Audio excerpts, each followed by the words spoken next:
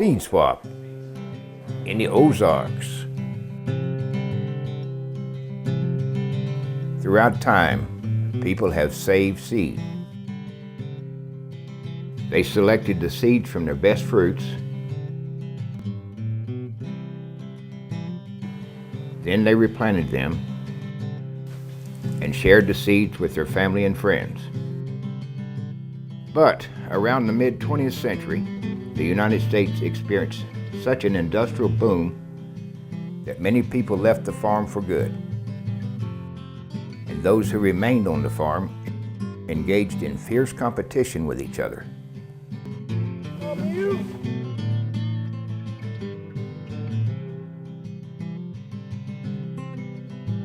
They adopted hybrid seeds because the yields could exceed that of their open-pollinated seeds. But they had to buy new hybrid seeds every year. As they became more dependent on corporations, so began the disappearance of the self-sufficient farm.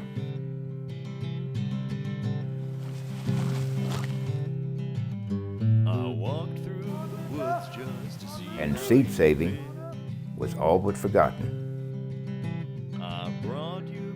But there remain pockets, landscapes where agrarian dreams die hard. The Ozarks is one of those places.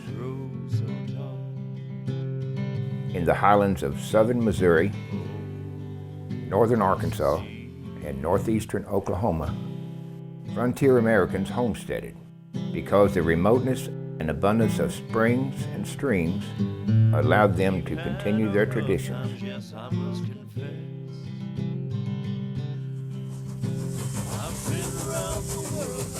Yet progress, as it does, found its way into the Ozarks in the form of boom and bust. The extraction of timber and the mining of lead and zinc converted a wild and biodiverse landscape into a denuded wasteland. On November 6, 1818, Henry Rose Schoolcraft, an early explorer of the Ozarks, noted in his journal, "On reaching the summit of these hills, we turned to survey the beautiful prospect behind us. Village and stream, calcareous hills, the distant furnaces smoking through the trees, and the widespread ruins at our feet." Let's hang out in the barn now. As a result of this habitat destruction, frontier families' main food sources declined. But Ozarkers' environmental knowledge, combined with their seeds, allowed them to survive while the Ozark landscape healed itself. This agrarian heritage, along with cheap land and beautiful natural scenery, attracted back to the landers. From the arts and crafts movement, through the hippie revolution of the 1960s and 70s. These more recent settlers, along with the descendants of the earliest homesteaders, maintain precious heirloom seeds adapted to rocky Ozark soils. But many of their children have abandoned the gardening traditions of their forebears. Good. And Dad always called it a speckled cowpea. Speckled cowpea. Yeah, that's what he called That's what he called it. Okay. And then Now, these are the red these rippers. are red rippers. My grandfather had these. Okay. This has come from that generation. So these came from your grandfather. Well, yes, and around through my dad and to me. Right. We've been growing these for 4 generations. Right. And they're really hardy, big, heavy vine. Right. Pea. That'd be really exciting, if you could just have a little bit of a seed swap festival or something like that. Get people together, and I think I can get my cousin Rex to participate in something like that. Okay. Because he loves to save seed, and he Right. loves to grow a garden, and he's good at it. So Good.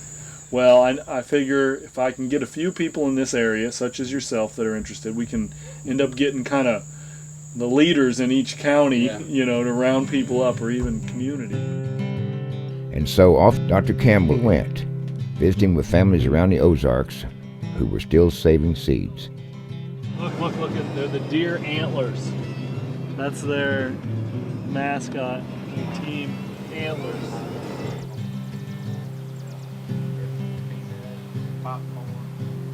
That's a big field. One here, Them too, because I ain't the gardener. We want to recognize the fact that your family has basically contributed to the agricultural legacy of the state. Yeah. I mean, because you preserve these different varieties that are unique. Yeah, Mom, she's good at that. That Okay. might really If I can find it. She got stuff in that freezer.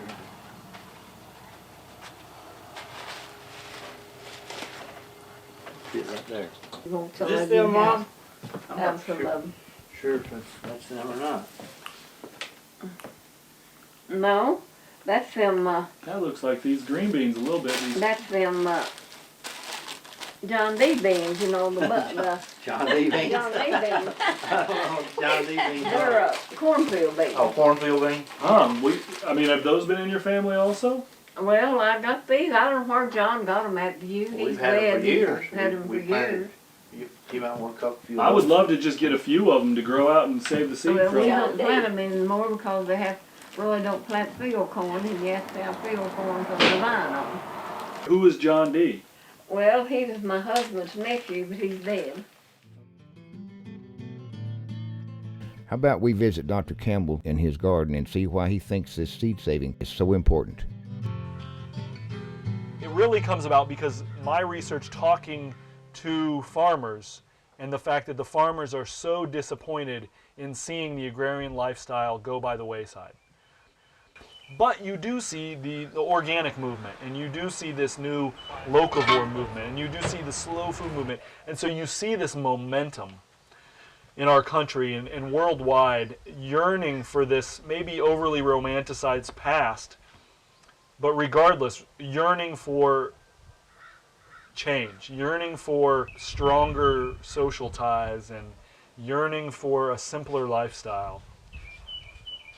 And I think this is a great way to start that dialogue, the seed swap. And the seed swap isn't necessarily a tradition. It's not, you didn't have formalized seed swaps, but you did have informal trading and passing on of seeds, passing on of livestock, passing on of gilts and heifers. And that's what this is about, is integrating young people again into an agrarian lifeway where they see that they can produce food, and they see that it is possible to supplement, what they're doing by growing their own food. And what they're doing in that is a very subversive act. They are bypassing the corporations. And right now, we're in a very precarious position where we're relying upon so few species and so few varieties.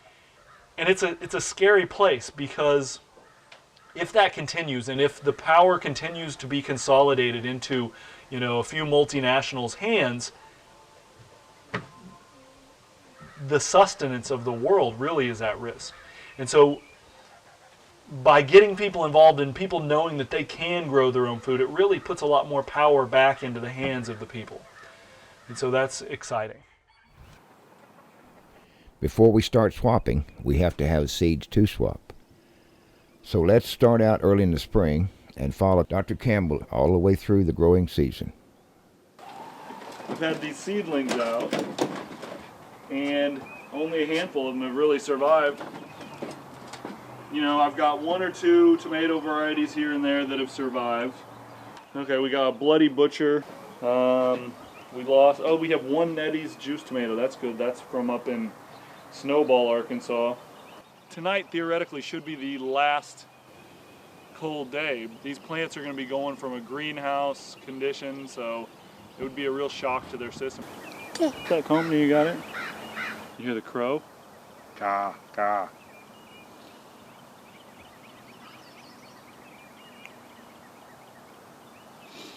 Dr. Campbell is an anthropology professor at the University of Central Arkansas.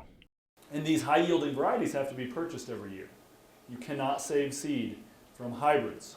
So they've stepped onto a treadmill. They call it the technological treadmill. And once you step on, it's very, very difficult to get off.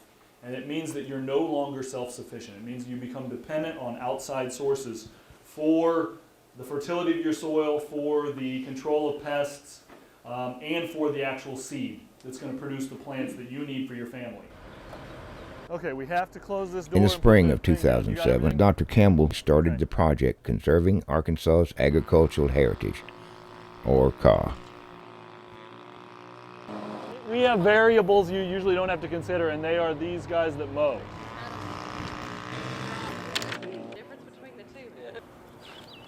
Let's do one here on this corner. We'll put a plant plum granny on each side of it. Yeah. And then they can climb up it if they want to. Dustin, in some of your time, man, you're gonna have to come out here and try and weed this, I think. Because I'm afraid that if we don't combat these weeds, then these guys are just gonna weed eat this. Turn it all over. For the class. Nothing else for the class. So you should be good. All right.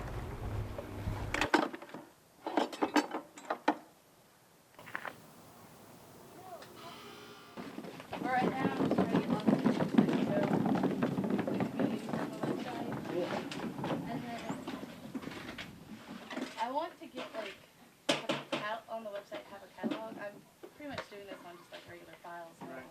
But like These came from all the information. campus greenhouse. So now that it's warm, we're moving them out here, transferred from here to a community garden or another campus garden. We're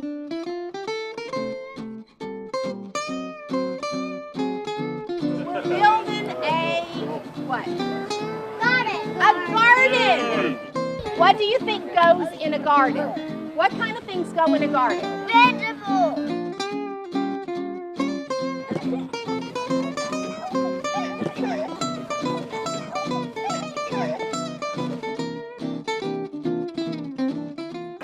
Me and my mom have some daffodils that we're gonna plant next year.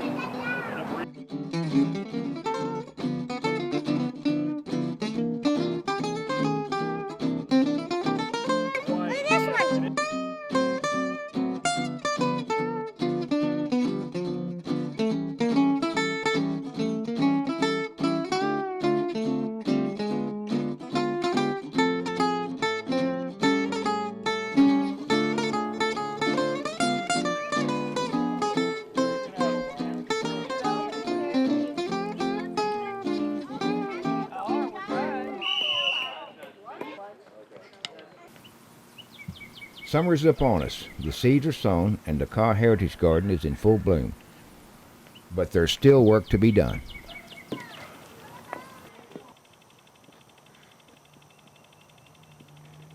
Mama. I guess we'll have to have a barbecue and roast the sweet corn, huh? That'd be fun. Yeah, you want to make sure you don't damage these now when you're getting that pollen up, because we want them to continue to produce.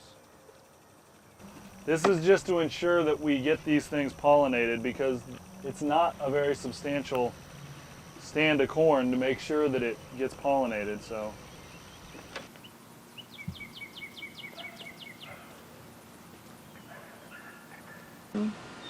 I've invested a lot of time, I guess, this past semester and this whole summer, so I want it to take off because I can appreciate the concept and it seems like a good, healthy way to just kind of help out the community and just to help out the earth, as corny as that sounds.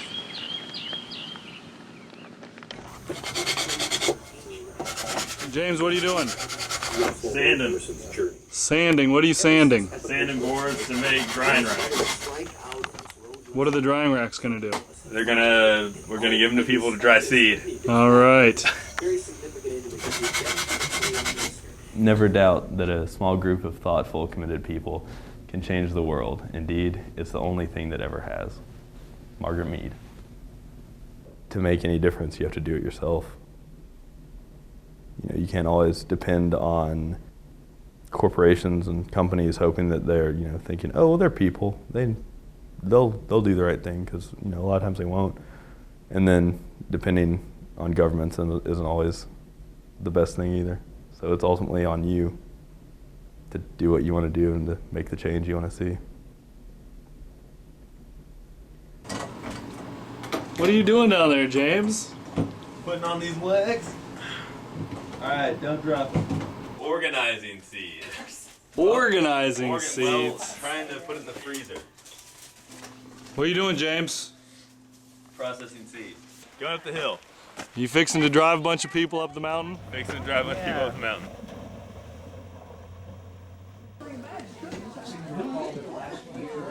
What are you doing here, James?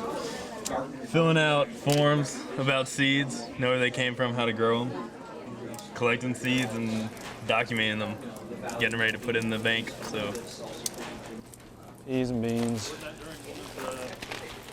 According to Harrington, right? How do you say that? Anise. Anise. Anise high sauce. It smells wonderful. Oh man,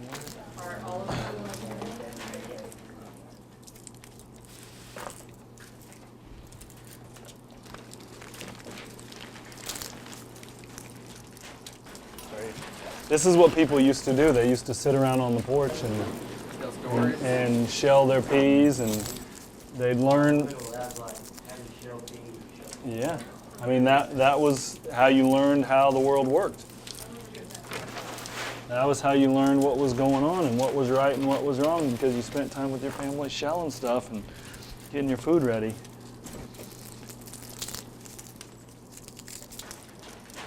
We're putting these in a collection that will be cataloged and set aside, and we need to have accession numbers for all these, and they'll be in a database where you can access them, and we want to organize like where they came from.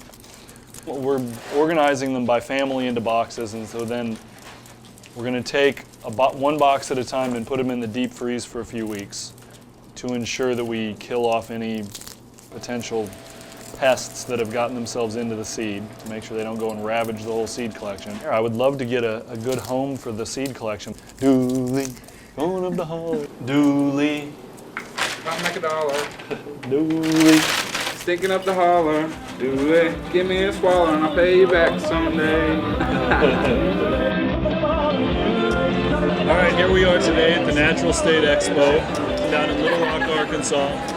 This has been an excellent opportunity to network, to talk to all kinds of people interested in the conservation of agricultural diversity. I anticipate that because of the momentum we'll gain from today, from meeting so many people interested in the project, that we should be able to have a successful seed swap in the spring. In January 2008, a couple of months before the first Ozark seed swap, Dr. Campbell talked with his colleagues about supporting the event. I wanted to show you, there is a precedent for this, and they are now at their 10th annual seed swap that they've had. Students are running this project. I mean, we actually, and this is an interesting thing, a PhD student is doing comparative research on agricultural biodiversity in the Appalachia region and the Ozarks. He's already has his master's, and he did it on traditional varieties of western North Carolina. He's going to work on this project with me, working on establishing our gene bank for Arkansas. That's good.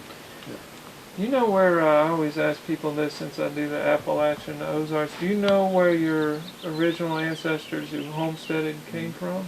Or about? They came from England. They came to Wayne County, Tennessee. And most of the people in this area, or in North Arkansas, came from Tennessee, believe it or not. If you look at the Horton name in Searcy County, look in the phone book over there, Horton vote, and you can win any election here. There's mostly Horton. Yeah. Pencil cob, Tennessee red cob, and looks like an Indian corn. There's an Indian corn there. That's, I've ground corn for people, and they wanted me to keep a sample. I mean, this guy's would be probably if he was still living, would probably be close to 100. Called Ted Horton corn. He lived. See that mountain right yonder? If you go right around the top of that ridge, you go to the next point over there. He lived on top of that mountain. Huh. And that was Ted Horton. Ted Horton. Yeah. I've tasted all kinds of hybrid field corn, and I've eaten a lot of white corn. And the only ones I can really tell the difference in is that pencil cob is the one that eats the best. It's got the most flavor in it. For this seed swap, my grants don't include money for coffee and refreshments. My point is there are various players in this that are contributing, and so I need UCA to kind of pony up a little bit and match. Because down the road I'd like to have 2 of these a year, have one here, because traditional farmers don't want to travel very far. And so they'll if they're near, Stone County, Searcy County, they're going to come to this thing. If they're far away, they're not going to take the time to drive all the way to Mountain View to participate. I don't see any reason why the Institute can't help to support this. And this certainly seems to, I think, fall in line with the mission of the Institute. Excellent. So, I mean, there's no reason why I couldn't get this out to all of the newspapers in the state right away. But I don't know what we'll get. I don't know if we're going to get a lot of what I refer to as neo-traditional. They don't really have that tradition, but they want to. Bring those 2 communities together. That's what my whole research is about. The day before the first Ozark seed swap, Dr. Campbell built a fence around the heritage garden, and when his neighbor Mary walked by, he took the opportunity to recruit one last swapper. And then this has information about them. We should go up there. I know, what time? It's from 12 to 3. There'll be food up there and some music. Good morning. Thanks for being patient throughout the growing season. I'll see you at the seed swap. Now let's go seed swapping in the Ozarks. When he crossed the highway, feel that in the back. Feel my boy halfway through, shoving that road. When the top Campbell Mountain watching the fire. I got a few seeds in my pocket. Burning a hole in my pocket.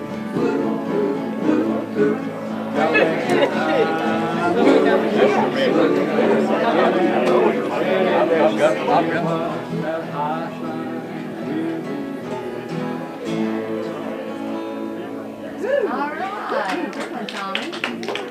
It was just kind of, you want some seed? Here, take it. You want more? It's a generous Here. Yeah. We're rich. Yeah, well, we're rich in seed, that's right.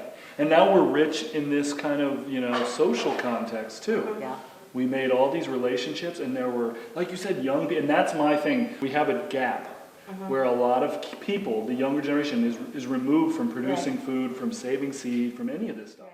What I have taken away most, or what I enjoyed hearing about most today, was people who have had seeds in their family for hundreds of years. Yeah, saving That's the seeds. gentleman right there. Yeah, you should ask him interview about him. it. He knows he would be able to tell you a lot about this. He's had seeds since the 1700s. Since the 1700s. He's not actually that old, but you should definitely interview him. He knows way more than the 3 of us put together. they're passed down through his family. This gentleman has a variety of pole beans from the mid-1700s? 1760 that came over on a sailing ship into Charleston, South Carolina, and 3 brothers, and they split. My part of the family went to Alabama, one part of the family went to Florida, and the other to North Carolina. Right. 3 brothers. We don't know if they had a fight or what, but they split up. And my family has been raising this green bean continuously since 1760. It's amazing. And from Alabama to Illinois, and I picked up my seed in Illinois to start out. Yeah. And now I'm raising it and passing it around. And now we'll have it in the seed bank with that exact story, and we will distribute it with that story and your name associated. So that's good, because I think we're going to have to go back to the old Victory Garden, pre-World War II Victory Garden, the way our economy is going now. Yeah. I work with the seed shop in Norfolk. Okay, with John Graham, who is here. 2005, I guess, is when I really got interested in just the heirlooms and not the commercial stuff and the hybrids and everything. I'm going to the seed swap today in Mountain View. What's that? Hopefully I'll meet some more people. And I guess that's what this seed swap's all about, is the people who maybe have some actual Arkansas heirlooms, which I think there are some, but a lot of them have become extinct already. But anyway, at least southern varieties get together and swap them and try to keep them viable. Okay, one for you and one for me. All right. Okay. This will do me then. Oh, gosh. Boy, she's got some interesting seeds. Yes, she does. Are you looking for anything in particular? Oh, eggplants. I do need eggplants. Oh, good. I like the way you did this.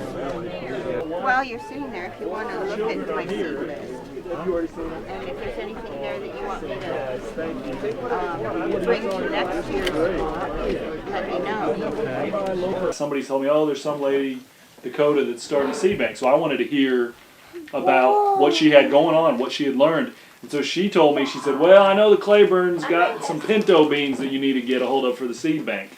And so that's how I originally heard about y'all. You go to Dakota's place? No, I've never been to Dakota's. I'm going to go out there sometime because I guess she's got a lot of different seed. She lives on, my grandfather's used to own this farm down there in Hurricane Creek. Yeah. There were several people down there for a while, but it was too tough for all of them to her, and she's the only one that's She's the only one that's been able to stick it out. Yes. I was always told that this is something a woman can't do. A woman cannot live alone in the wilderness. Absolutely. No, no, no, no, no. So, of course, I had to check it out and see if that's true.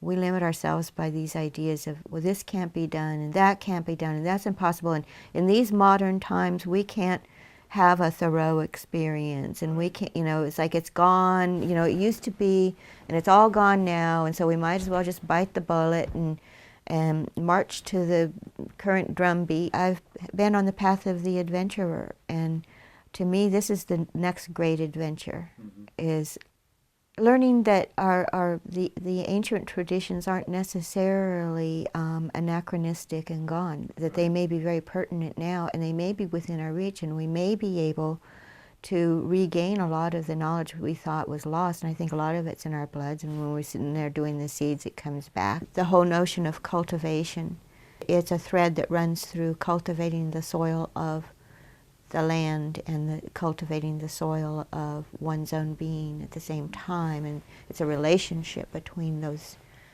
two. The garden grows the gardener. Did you grow out the pintos?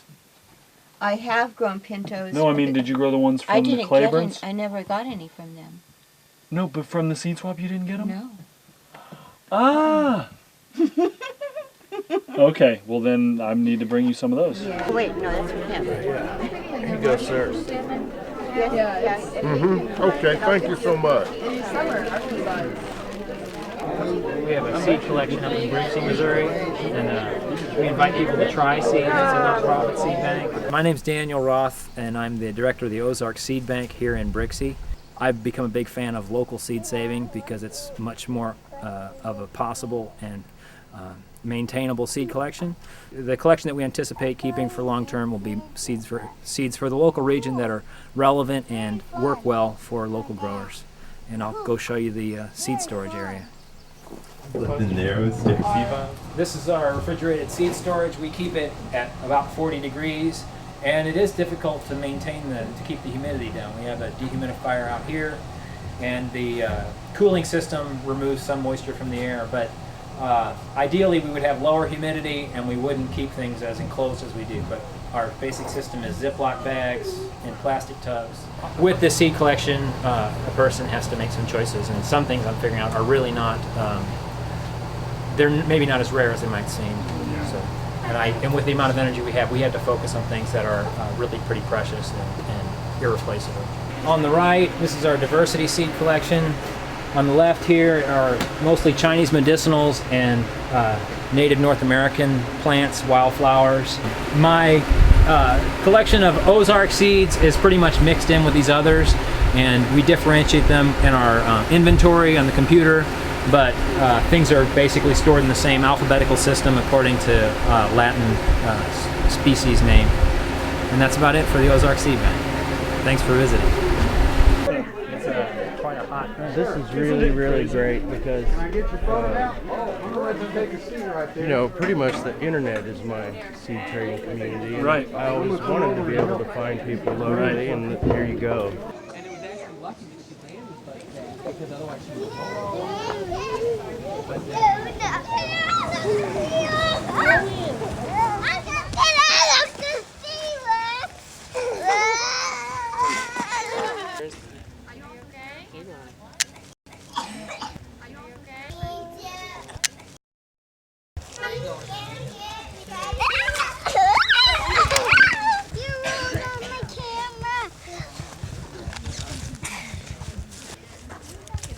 Can I try your camera? You have to wind up with that little wheel.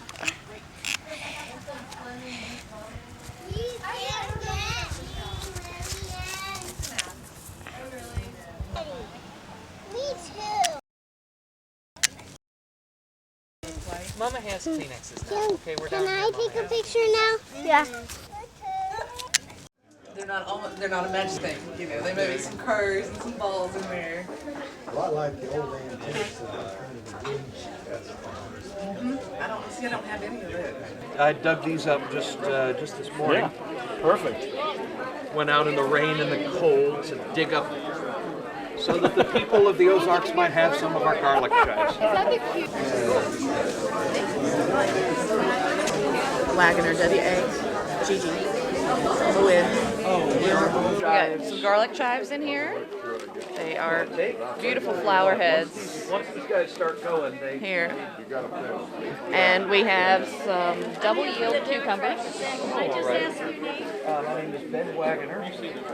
They are all over the place on our farm, and they are true to their name, double yield. Well, this is our second seed swap, and the first year we didn't have anything to bring, and people just gave us stuff. So this year we're happy that we can come with some of the things that we've been able to grow and pay it forward, as they say. Okay, ready? On the count of 3. 1, 2. I teach evolution in the state of Arkansas.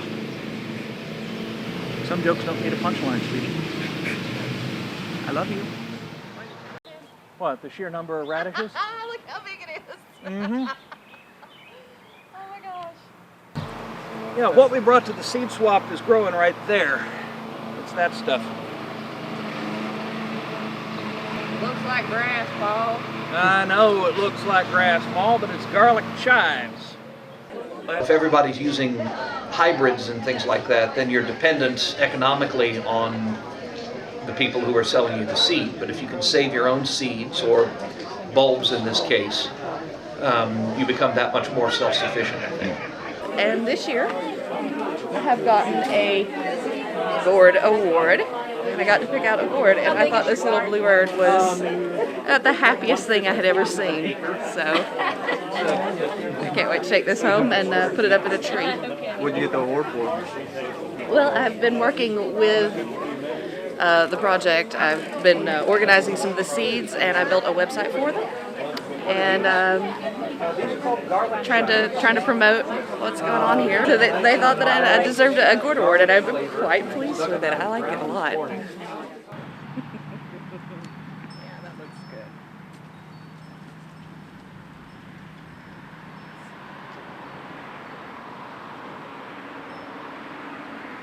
There she is. And I've got the seeds out of her. I'm going to plant them. Maybe we'll have some more next year. You need to pick a gourd over here. We had students pick the gourds.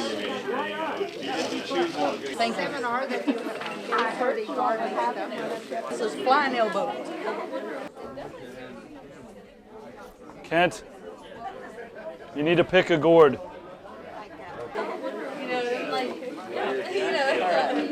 Here it is.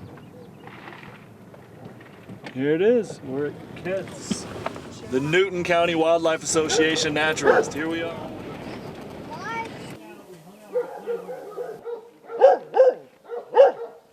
This is the book I did, and got different drawings here I've done for the last 30 or 40 years.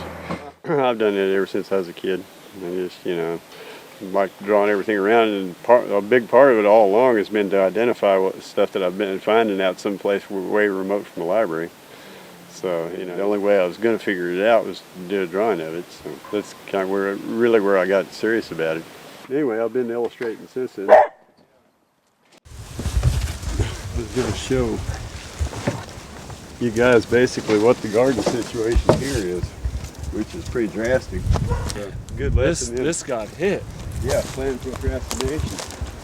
Yeah. Trim out the old garden for this year.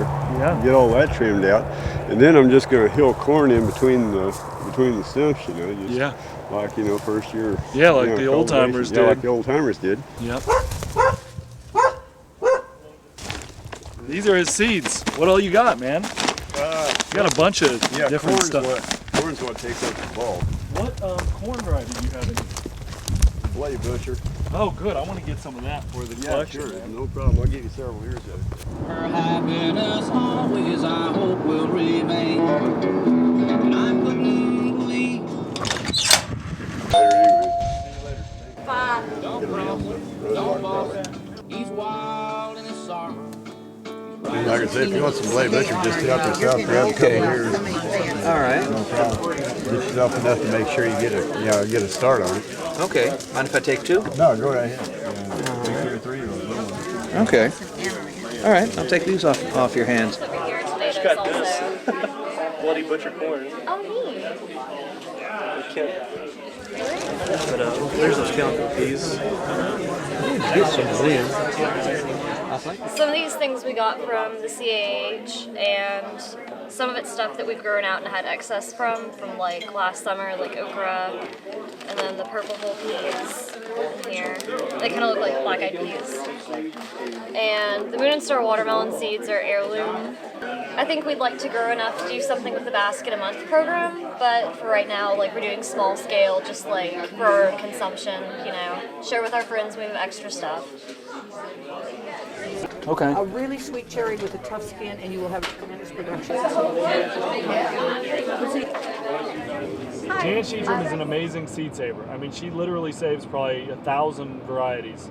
And she had a whole bunch of seedlings that she had started that she was not going to be able to plant. And so she emailed me asking if we would want them for the project. Since then, Jan Sheedram and I have emailed like crazy, and she's constantly sending me new information, new pictures, and she's a member of the Seed Savers Exchange. And so any of her correspondence with other seed savers, she CCs me so that I can basically learn from what she's doing, but also be documenting her seed exchanges. This one you can eat just like, who else needs one? Somewhere over the last 4 or 5 years, it has caught my attention more that what the world really is needing research and experimentation in is food crops that are going to cope through global warming. And I consider this particular piece of land, with its problems with soil and its almost entire lack of shade, and the competition from invading forage grasses and trees, to be almost a crucible in which to test plants. And really, a lot of the reason that I'm planting in places like out in the field, these plants have been chosen because they came from the hottest, driest climates, the most difficult conditions. And I'm looking for the plants that are going to be the real survivors as the climate gets more and more difficult to produce plants in.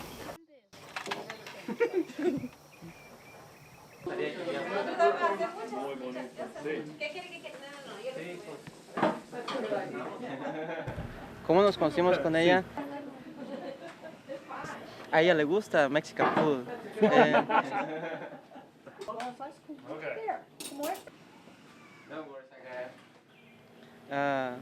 Ella fue como un ángel para mí caminado. No. Este no es de importancia. Y sí, es obviamente es importante. Es importante para mí, Michelle. Porque fue una parte difícil en la vida. Mi mamá no está aquí, mis papás no están acá. Estaban mis papás al lado mío porque ellos me cuidaron. Ella empezó a traernos verduras de su casa. Sí. El año pasado nos trajo tomates, ella nos llenó el refrigerador de tomates, cebollas, nos trajo pepinos, nos trajo todo lo que ella produce allá en su jardín. Entonces nosotros le preguntamos que si ella lo sembraba, dice sí. Y bueno, y dice, tú puedes sembrarlo también. ¿Tú crees? Yo nunca he sembrado tomates ni nada de eso. And if you're part of a team and we're each gardening in different places, then you see, and we can share things. Yeah.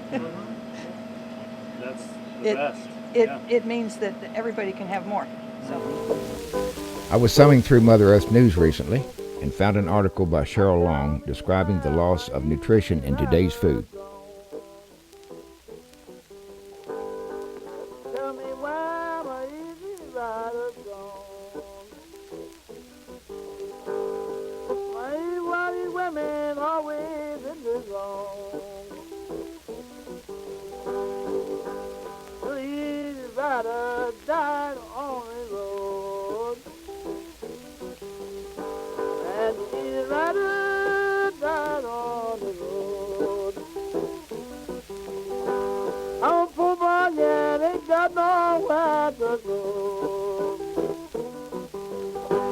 Soon's gonna be the time that a woman don't need no man. Well, it's gonna be the time a woman don't need no man. Say, baby, shut your mouth and don't be raising sand. Ain't I right, don't burn no coal. You know, if the economy really goes in the tank, you can forget about your credit cards and your dollar bills. The real currency, medium of exchange, seeds. We both had the same major advisor, who was an old agricultural anthropologist. Robert Rhodes. Yeah, Robert Rhodes. He's been influential, very influential in agricultural anthropology. So the whole idea of farmers being very important.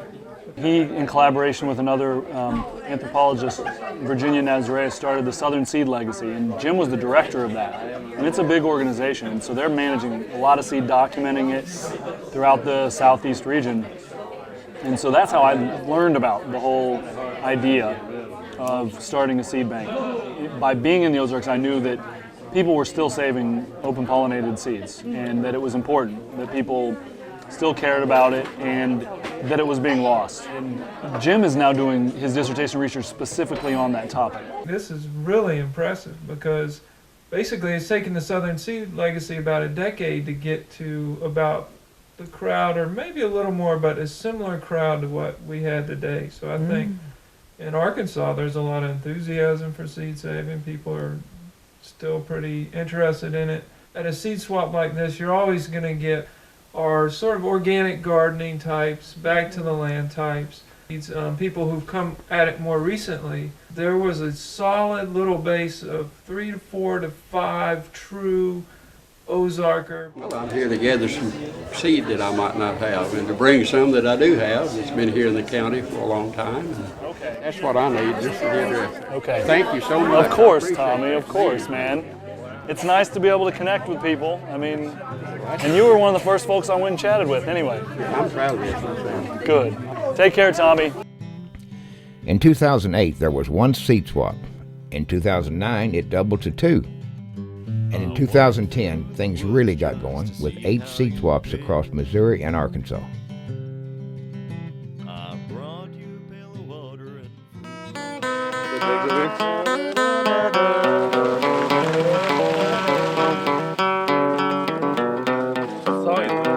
Ballwood flower. The reason I know that, this dude I was interviewing up in Madison County played that for me on banjo. Like, I was at his house, he's like, here, I'll play this for you. So pretty. It's Arkansas. We get our ice in Arkansas. That's no problem, but it didn't snow this year.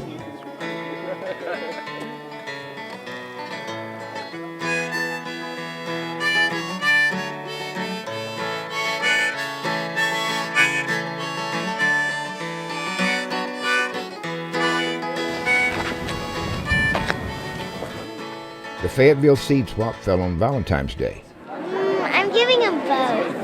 And we learned that giving Valentines and seed swapping have a common theme. Sharing. Taller than the table. Oh, really? Yeah, they were kind of. If you cut them back, maybe. Well, up at Sandy Springs is where the East Fork starts to flow. Coming off the ridge at Deer, northwestward as she goes. So I guess we're coming into Little Rock, Arkansas, on our way down to El Dorado in Union County, the very southern part of the state, God's country.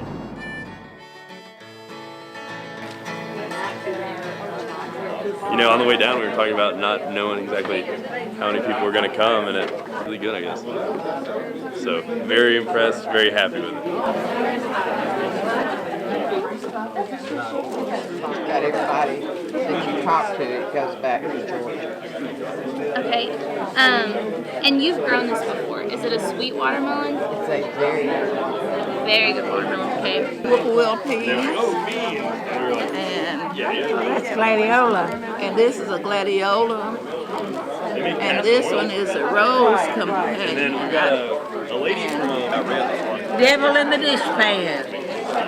Of all things, I've never heard of it. Devil in the dish pan. Is this your first seed swap? Yeah. What do you think? It's fun. I've lived in El Dorado all my life. What do you think about it today?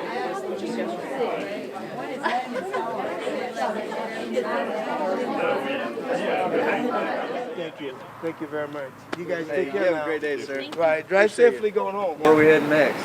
Baby. Baby, Arkansas. Some who just want to play guitar in some rock and roll band. And in my high school, the seniors just cannot wait for June. But the Waffle House, that's where we used to hang out. Like, that was the hangout spot here. We hung out at the Huddle House on the radio. Yeah. The Waffle House was it.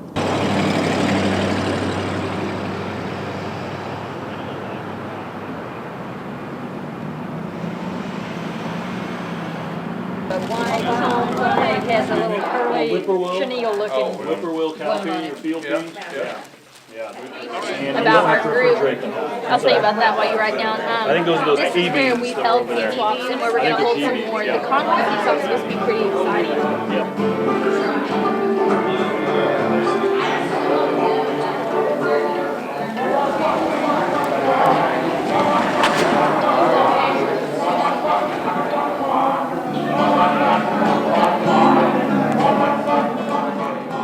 It's good to run out of seeds. It's good to not leave here with some seeds. And then we got some seeds that people brought in here too. So we got a single mixed color hollyhock. That's new. Can I help you though? Did I hear you say you had a hollyhock? Yes, sir. Exactly. I would.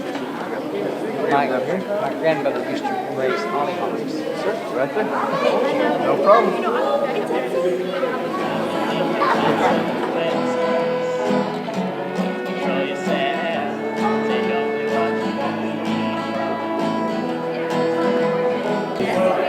If I understand the literature correctly that's coming out, there's really a demand for organically grown seed. There's a big opportunity there for somebody who wants to go organic.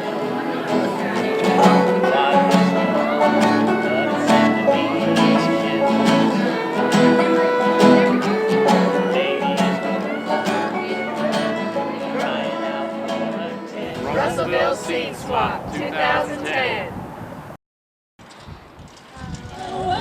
Count your many blessings, see what God has done. Dear friends and family, I have included an image of the flyer for our upcoming seed swap event. Never been to a seed swap, never had a seed swap, but I have been wanting to have one for a long time because I think I could say I have a seed fetish. I love new plants and I keep getting new seeds, and I had quite a stockpile. We finally decided it was time to meet our neighbors, do something for the community, and do a seed swap. What is it? They're Detroit red beets. I love pickle beets. They're so good for you. All right, take care. God bless. We'll see you. Take care. God bless.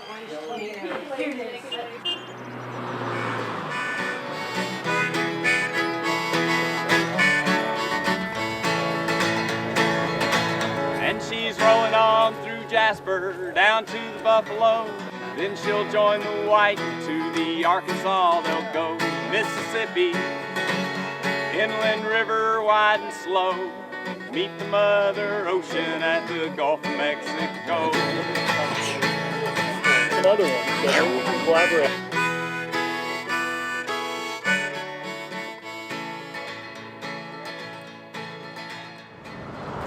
Brought some purple hull peas and some red burgundy.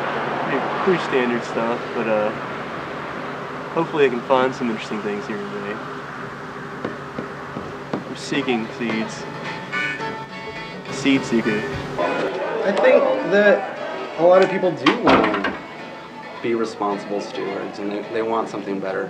And I think a lot of young people end up coming to stuff like this and getting interested in these food movements because they do want healthy food. They want that food to be produced in a responsible kind of way.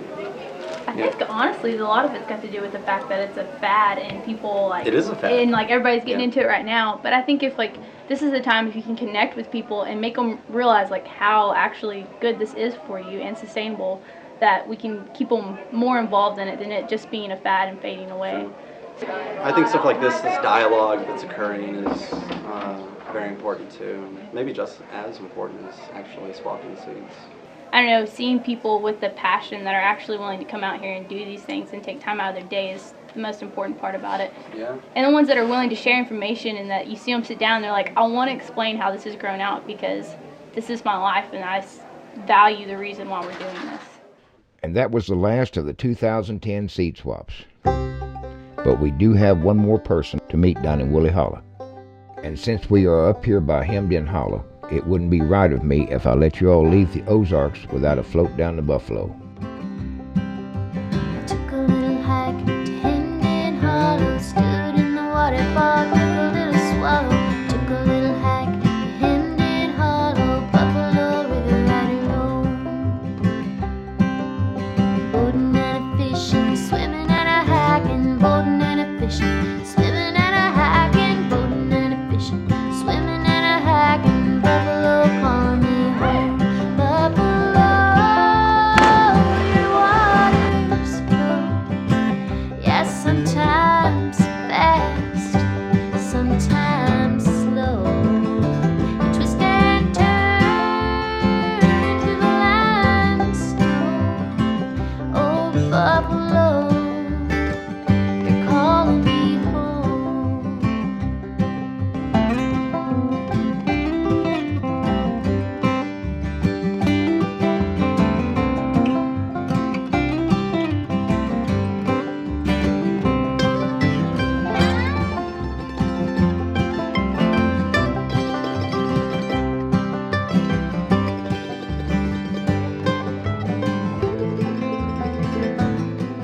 Hey, Bill. Yes, sir.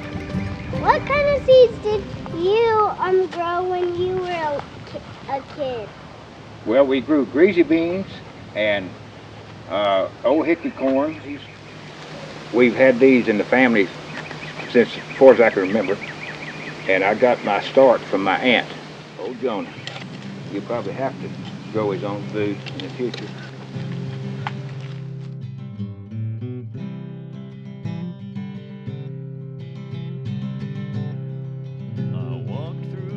Have some greasy bean seeds if you'll be a good boy. I'll be a good boy. I'll take good care of them. We'll spread these around. All right. Yeah. Yeah, here you come right up the trail. He's like, I'm going back in that Just to see.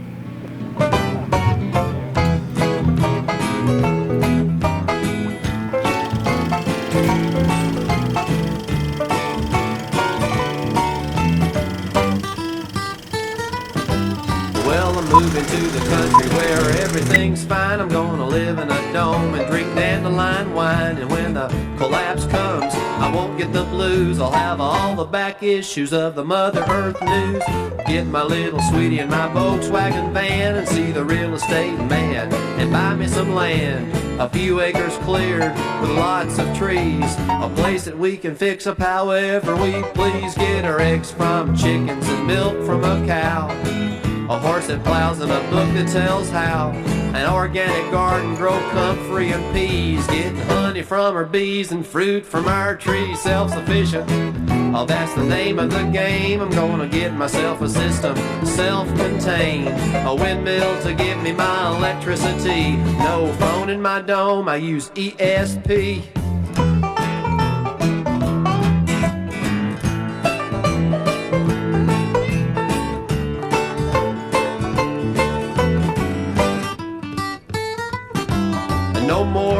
Coca-Cola, stop eating trash. Get into planting, gonna grow my own stash and plant by the moon. Talk to my plants, consult the I Ching, learn to do a rain dance, get in harmony with nature and the universe. Do yoga in the morning if my back don't get worse.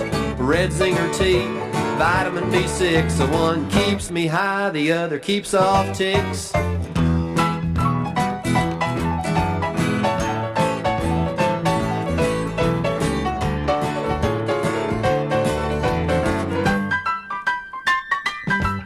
Get a solar air heater from New Life Farm in the winter time. It'll keep me warm. My methane digester's a great big hit. It makes methane gas out of chicken manure. And if I keep my faith in the organic way, well, maybe someday my tombstone might say we shredded his body, turned to compost in a week. He was an Ozark Mountain Mother Earth news freak.